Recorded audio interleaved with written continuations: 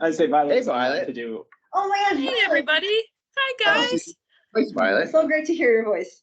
Oh, thanks. Hey, I'll just run through roll call really quick here. Online today, we have myself, Violet Plummer, Carrie Powers, Cheryl Hartman, Dylan Jakes, Jason Emery, Lisa Biskevich, and Mel Fisher. We also have Martin Kidston and MCAT. It looks like in 206, trying to see everybody here, we have Commissioners Strohmeyer, Vero, and Slotnick, John Hart, Andrew Chorney, Chris Lounsbury, is that Adrian Beck in the back? And Yes. Allison Franz. Am I missing anybody? Okay, thanks. All right, thanks a lot, Violet.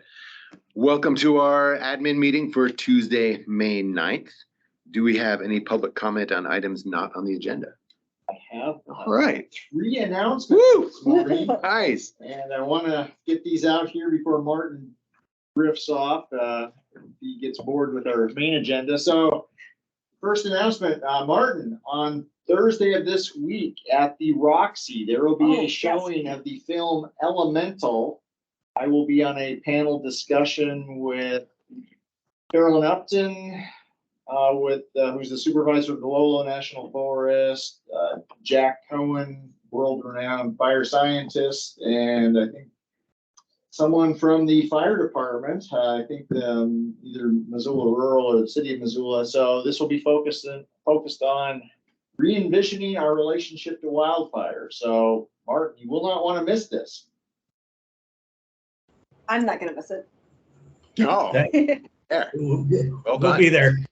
Okay, so second and third announcements, both related to history and heritage. So next Monday will be our twice a year semi-annual Missoula County Heritage Roundtable discussion. We will be meeting in the library. It will also be available virtually for folks to attend. We'll have some great presentations related to the COVID-19 documentation project, Lalonde Ranch, what's going on out at the Historical Museum at Fort Missoula, and many other interesting tidbits. And then later that day, we will be having a big open house out at the Lalonde Ranch. Wow. This is the big reveal Yeah. on our restoration work that's been happening and preservation work over a number of years. So Martin, that also is something you will not want to miss.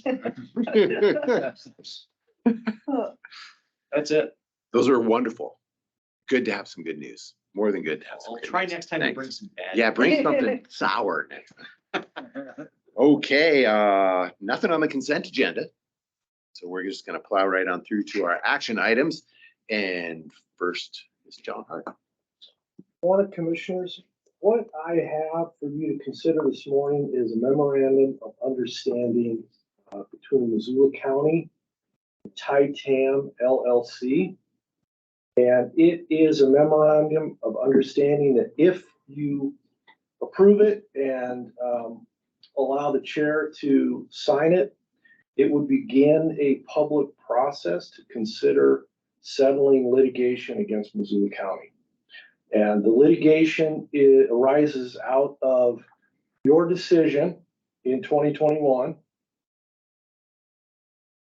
After I had to think about what year it was. It was April of 2021.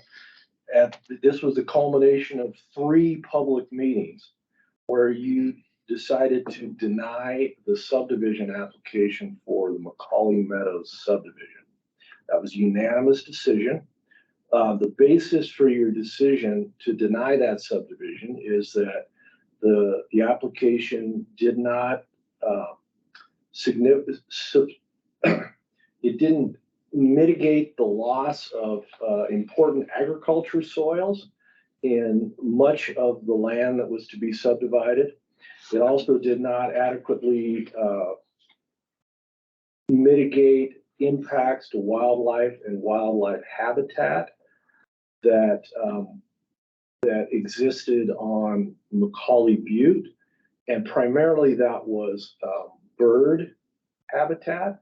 Macaulay Butte is part of the international important bird migratory path, and the Audubon Society, the Missoula chapter in particular, had significant concerns about the impacts of the subdivision on bird habitat. And then finally, Macaulay Butte is part of it's a cornerstone element of some open space plans, both with the city and the county. And so for those reasons, you denied the subdivision in April of 2021. Later in July that year, the subdivider, Titam, sued Missoula County, alleging that that decision was arbitrary, capricious, and unlawful, that it violated state and federal constitutional limitations. And that lawsuit, rather than answer it, Missoula County filed what's called a motion to dismiss, basically suggesting to Judge Larson that he just dismissed the lawsuit because it didn't pass merit with statutes of limitations and the constitutional claims were otherwise not valid. Judge Larson granted that motion and dismissed the lawsuit. Titam appealed to the Montana Supreme Court, and the Montana Supreme Court reversed that decision. And so we're at a point now, as of November of 2022, when the Supreme Court issued that decision, we're at a point where this lawsuit will go forward. It was shortly after the Supreme Court's decision where myself and individuals from the planning department had some preliminary discussions with Titam's legal counsel, Alan McCormick, and the developer's representative, PCI Incorporated, to begin to explore a way to settle the lawsuit. And while one of the remedies requested in the lawsuit is money damages, they're saying, Judge, we want Missoula County ordered to pay lost profits from this 14-lot, 28-acre subdivision. And in this particular climate in Missoula County, there is, potentially a lot of lost profit from not having a 14-acre subdivision to sell to the private parties. But there were also other alternative remedies asking the court to order that Missoula County adopt the preliminary plat and conditions of approval that you rejected in April of 2021. So there were these alternative remedies requested, and Missoula County's position was, well, we're not paying money damages. That isn't going to be part of these settlement discussions. And so the discussions quickly involved, well, is there a way that we could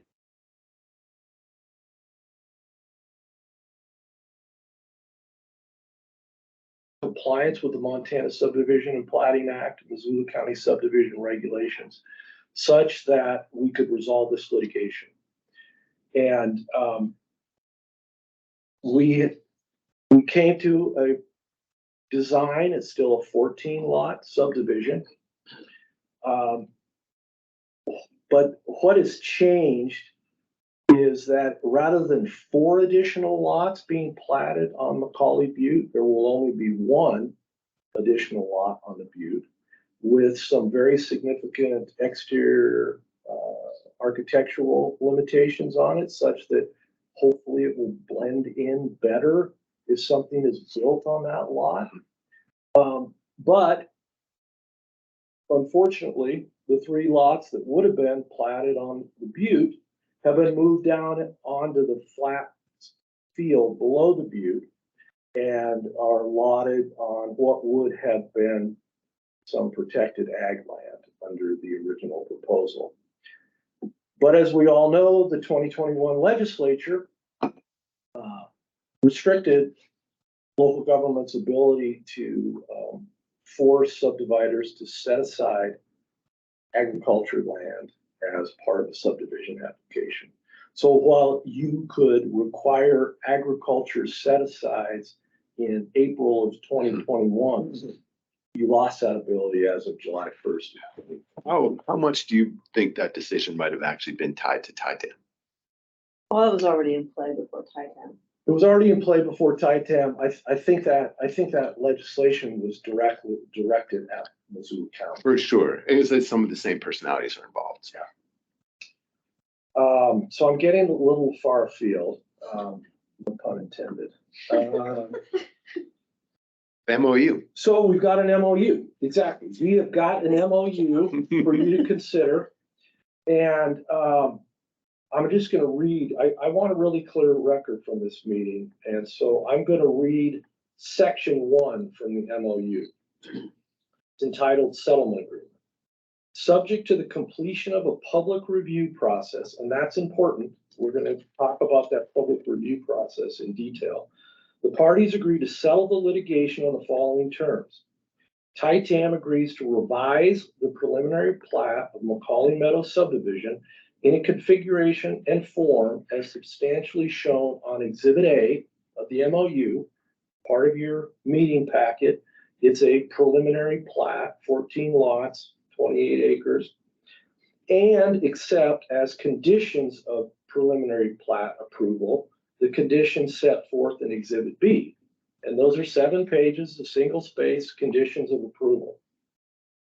Another thing before I forget, another condition of approval is those 2 lots on Macaulay Butte cannot be further subdivided in the future.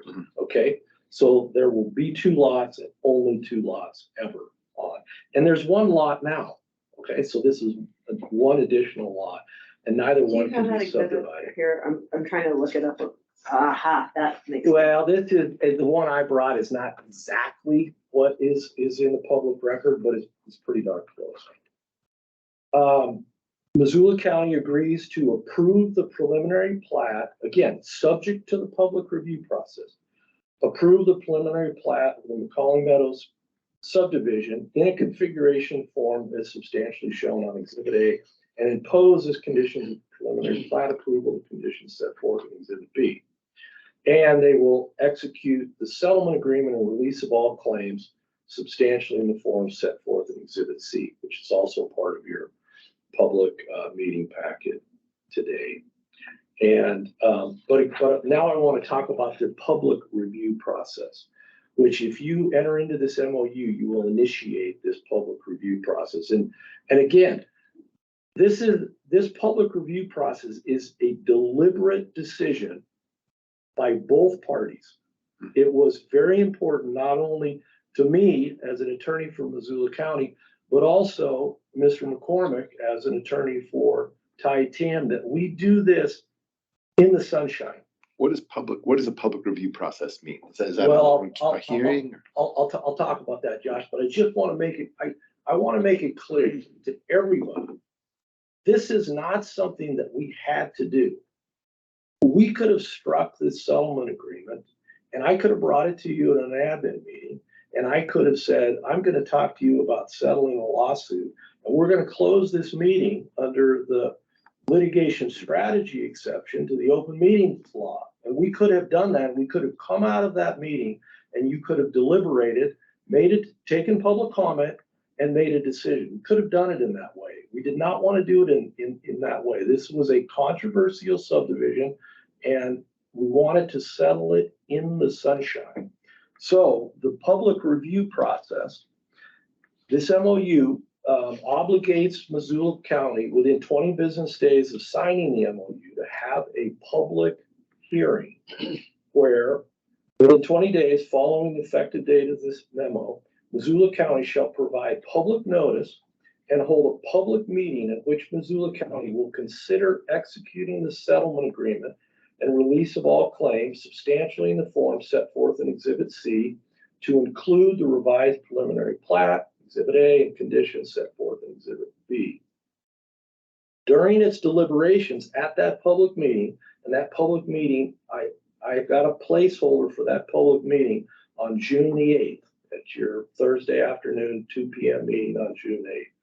During its deliberations, Missoula County may consider any public comment and other relevant information and may make such changes to the revised preliminary plat shown on Exhibit A, the conditions of approval set forth in Exhibit B, and or the release and settlement agreement set forth in Exhibit C. as Missoula County may deem appropriate. So let me make it clear. This settlement will be an action item on June 8th at 2 p.m. I'll initiate that hearing. Somebody from the planning department will participate, and then you'll take public comment on this proposal.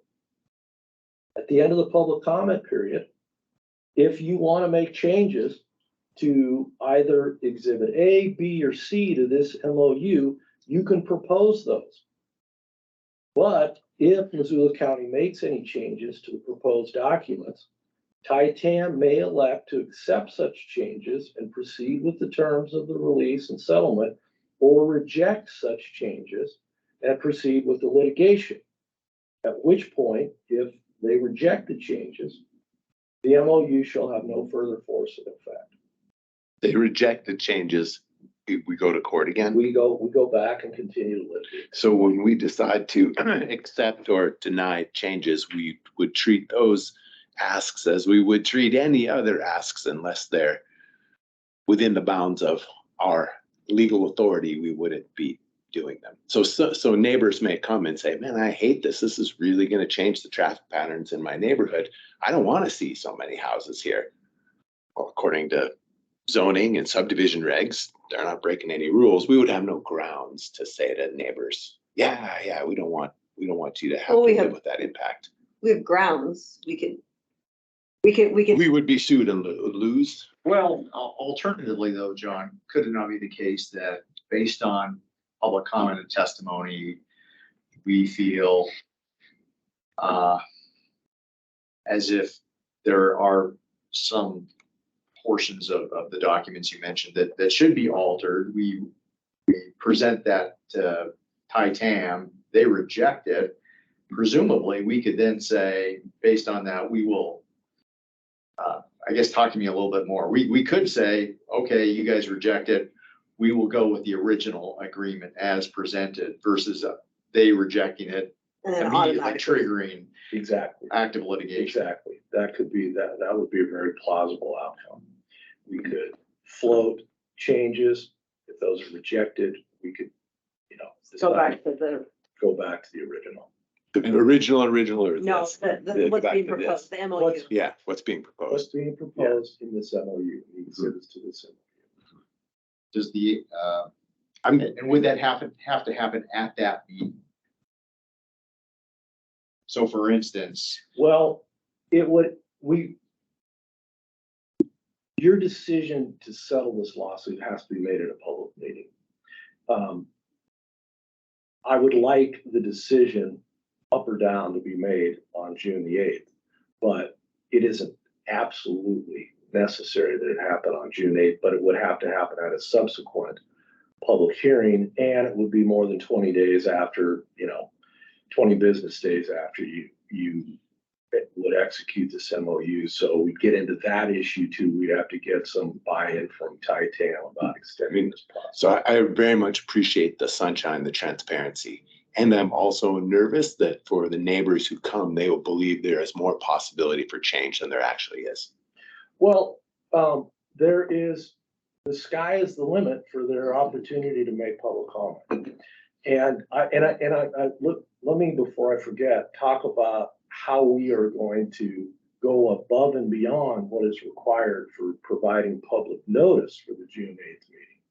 So every person who participated at any of the public meetings or made any comments at any of the public meetings on this subdivision is going to get a letter from me telling them about this process that we've initiated and that there's an opportunity for them to comment on June the 8th.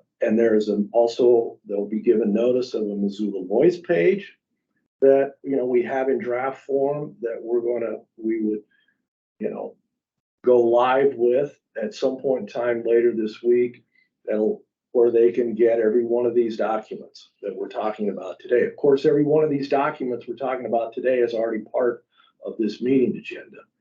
And this meeting was duly noticed according to the laws of Montana. And And so not only individuals, but also the Target Range Homeowners Association, the Audubon Society, CFAC, Target Range Sewer and Water District. And we're gonna send that letter to adjacent landowners too, whether they participated in the original decision or not. So people are gonna get some actual notice of that meeting. And then there'll be more than enough information available on our website for individuals too. And I will volunteer to answer people's questions prior to that meeting if they have questions. You know, I may or may not give them the satisfaction that they want in answering the question, but I will volunteer to do that. And in that meeting, I'd like to ask you in front of everybody, if you could outline the parameters of our decision space. So people have a realistic sense of what we can and can't do. I get the sky's the limit on public comment, but the sky isn't the limit on why we can approve or disapprove of a specific subdivision. And if you could outline what those parameters are, I think that would be educational for the people who are there and potentially helpful. Yeah, and I will, at that time, I'm not doing it today, but at that time, I will share my firm legal opinions Fantastic. about the MOU that I'm bringing to you today and the settlement proposal. Obviously, I wouldn't be bringing this to you today, you know, and if I didn't think that it was in the county's best interest and public's best interest. And it is my, again, firm recommendation that you authorize the chair of the board to execute the MOU today and start this settlement process. Can we just go back to Dave's question? So if we get information that we want to present to Titan, they are going to need time to digest it or review it. And what did you say about the 20 days? What happens then? I mean, if they need time to respond to it. Yeah. If they want to, I mean, they could say no, obviously on the 8th, but if they wanted to review it. Yeah. And we would just have to talk to them about how much time They need. they Well- need and decide if it makes sense to have another public meeting, Okay. what that might be. And they might be able to just say yes or no on the spot. We do that frequently. Yeah. I mean, prior to, say there's a condition of approval that we think should be stricken or added. Alan McCormick's going to be there and likely he will be in, if not present, someone from Titan will be close at hand. And if we could informally, before even a motion, kind of run it up the flagpole, is this change acceptable? If they say no, and we still move forward, then we might be putting ourselves in a position where litigation will. Given their success at the Supreme Court, I will buy you all lunch if they give an inch on anything but what is right here. I am hungry. Oh, right. It might be worth testing the waters for lunch, but. Yeah. Yeah, This is their winning plan right here. The exhibits A and B were developed by me, Alan McCormick, representatives from PCI, Alan's Titan client, Tim Worley at the planning department. It's been, we've been at this for several months now. And we have a package that is, again, and this was, this is something I wanted to be able to say to you. And ultimately, I want to be able to say to Judge Desha, who will be the one who adopts a proposed subdivision and orders it. I mean, Not Judge Larson. No, Titan substituted Judge Larson now. So as they can after a reversal of the Supreme Court, that's entirely appropriate. And the judge is now Judge Desha. Judge Desha ultimately will make the decision whether to order this division of land. And that's within his inherent authority as a district court judge. The Supreme Court has said that a settlement like this is an appropriate remedy and way to settle land use litigation. And I want to be able to say to you, I want to be able to say to the public, I want to be able to say to Judge Deshaw, Judge, this subdivision, this proposed subdivision follows the Montana Subdivision and Plating Act and our subdivision regulations. This is entirely appropriate. And so that was very important to me. If it meets those two criteria, there's not a lot of space for us to, not that this may be totally wonderful, I haven't considered it intensely, but I'm imagining the same neighbors and nonprofit groups who had issues in the past with loss of habitat and loss of ag land will come again and voice those same concerns. Well, one way or another, this piece of property is going to be subdivided. Yeah. This, I think there are some who just don't want this land to be subdivided, but that isn't, we cannot, That's not- we being Missoula County, the local governing body cannot prevent forever this property from being Yeah, subdivided. it's not our deal. This subdivision proposal, in my humble opinion, is a good compromise that addresses your concerns for denying the subdivision, and would be a subdivision ultimately that if it came to the planning department as a subdivision application, would be a subdivision that they would recommend for approval, and that if you did not approve, you would be acting arbitrarily, capriciously. You're not getting lunch, Dave. It's still pulling up. You're still holding out. Always a possibility. I'll go, can we go lunch the other way? If I find a typo, Okay. maybe that would I qualify can as do a it. I can modification. do it. So Yeah. I move that we approve the MOU. Second. Thanks for ending this. Yeah. All in favor? Oh, any public comment on this? All right, all in favor? Aye. Thanks a lot, John, for all Yeah, the thank work. you. Yeah, thanks for, And work with all those other parties to get to this thanks point. for letting me talk for a while. And I'll see everybody on June the 8th. Hopefully, we'll see you before then. Thanks. Can you follow that, Lisa B? Holy cow. Wow, that was a lot. I'm going to put on another hat right now and human behavior in the landscape of subdivisions and what happens with humans in our community. But this is a mouthful of a contract here. So I'm going to read it out loud because I'm here to request your approval of the research subaward agreement. That this award is passed through the University of Montana for the Montana Department of Public Health and Human Services to the Missoula City County Health Department for the project Public Health to Practice Primary Prevention Substance Misuse Strategies for Integration into Local Public Health Infrastructure for $50,000. Now, let me tell you what that Colossal. means. I know, right? So this is actually a really super exciting grant award that we are really honored to receive because we can do a lot with this $50,000. And this is coming out of the Substance Use Disorder Prevention Program that Leah Fitch Brody leads, where the focused target populations are our youth through community.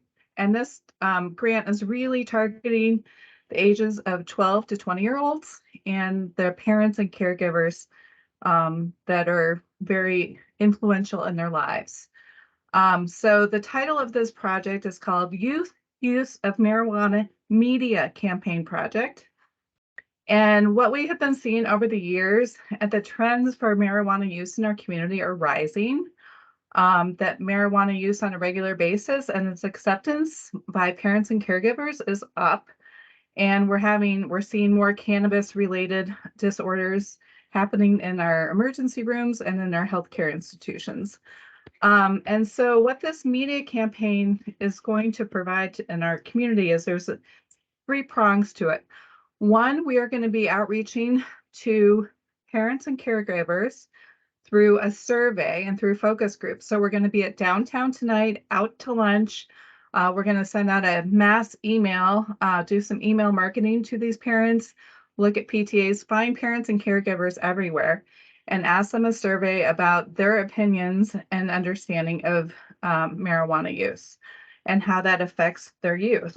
The second part of this is we are going to launch a media campaign that's going to cost us a chunk of this grant, probably $30,000, with a Mountain Broadcasting company and Sheila Callahan, with whom you probably know.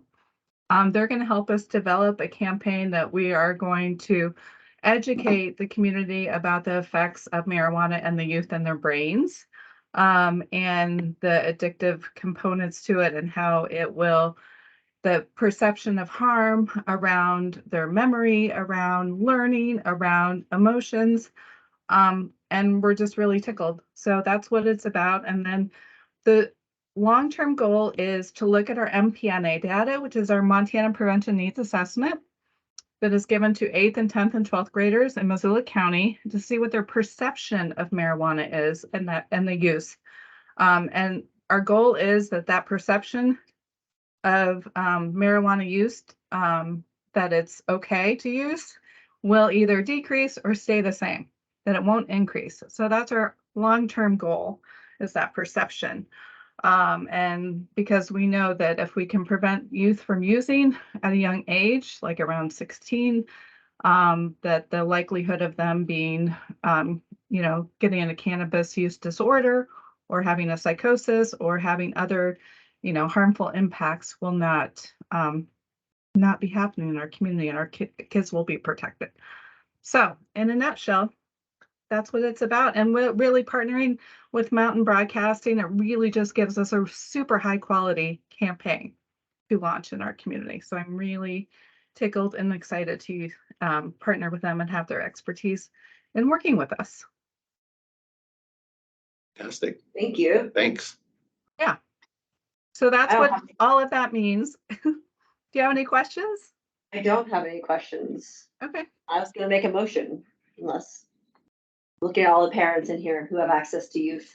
I move that the chair sign the research sub-award agreement. Second. Any public comment? All right, all in favor? Aye. Beautiful. Thanks. Thank you, everyone. Thank you. Congratulations. Thank you very much. Adrian, hear the water's rising. Yeah, so what you have before you is kind of a pro forma thing. We are asking you to sign an emergency proclamation for flooding and flood hazards. So not dissimilar to, wildfire season or any of the kind of seasonality things that we have that pose some hazards. We are in spring. We have seen the waters rise. Obviously, those 4 days of 90-degree temperatures released a lot of snowpack. Clark Fork is pretty swollen right now. We did exceed flood stage late last week, and then we crested over Sunday, over the weekend.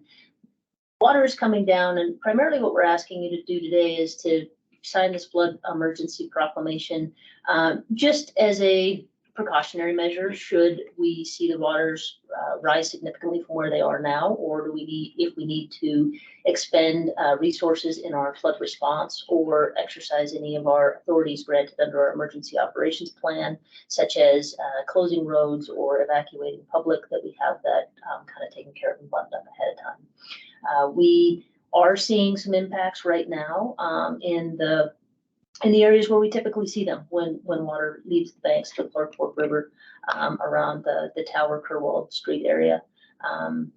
We've been watching that area pretty closely over the last several years, and the water is consistently coming in to the city open space area and then beginning to inundate Kerwald Drive in and around the homes. The homes themselves are not wet per se. Most of them are elevated, but travel is definitely impacted for a handful of those residents right now. Right now, looking at the forecasts, they're actually pretty good. We're going to stay in flood stage probably through the remainder of this week and early into next week, but it shouldn't be a significant rise as the temperature is pretty moderate. But we still have a little bit of spring to go, still have some more snowpack to release. And so much rain. We gotta get all the June rain to come. Yeah, that's true. Yeah, and then the wild card is any kind of atmospheric river that would impact our area, or just a prolonged rain events. It's really just a precautionary measure at this stage, not minimizing the impacts that are currently occurring, but not dissimilar to, a small wildfire that then gets put out. We did go into flood stage, we're in flood stage, but not anticipating anything too significant right now. Great, thank you. That we approve the emergency proclamation. Second, Any public comment on this? All right, all in favor? Aye. Thank you, Adrian. You bet. Adrian, I was out at Fort Missoula over the weekend and saw that there is a pile of sand out there. Yes. Is that the one location in Missoula Yes. County? So we, about 2 weeks ago, we worked with Public Works to bring a load of sand out to Fort Missoula, and obviously working with Fort Missoula as well, for kind of the dedicated space that we've had for the last 4 years, where we set up a self-serve, for lack of a better word, sandbag filling station. So we provide the sandbags and the sand, but we don't provide the labor necessarily to load it up and take it back for property protection. So individual homeowners go out there and fill up their bags. Yeah. And so we, some other activities that we've done, obviously we did a press release on that sand and sandbag availability, sent some targeted alerts to those impacted homes that we anticipated would be impacted immediately ahead of the water rising. And then we used our CERT team, which CERT stands for Community Emergency Response Team. They're volunteers that kind of work at our direction to help with response in an emergency. They actually went out and did some door-to-door just engagement with the public that we expect to be impacted, to make sure that they were aware of the conditions, but also aware of the resources. Thanks a lot. Do we have any correspondence? Anything else? I guess we're done. Thanks, everybody. Thank you.